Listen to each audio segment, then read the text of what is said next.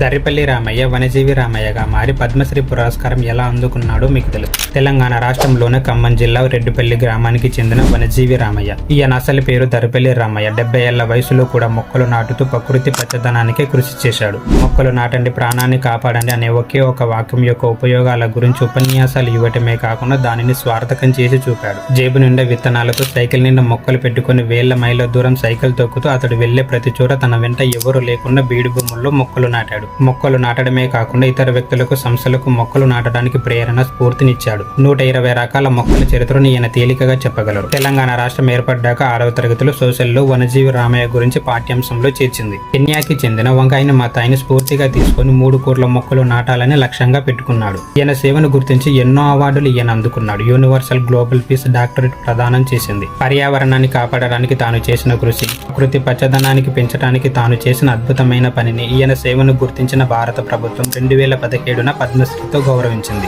ఇటీవల 2025 ఏప్రిల్ 12న ఈయన ప్రకృతి గుడిలో కన్నుమూశారు. ప్రకృతి పచ్చదనానికి నిరంతరం పోరాడుతూ తన జీవితాన్ని త్యాగం చేసిన వనజీవి రామయ్య గురించి మీకు ఏమైనా తెలిస్తే కింద కామెంట్ చేసి చెప్పండి. వీడియో నచ్చితే ఒక్క లైక్ చేసి మీ ఫ్రెండ్స్ అండ్ ఫ్యామిలీకి షేర్ చేయండి. Thanks for watching.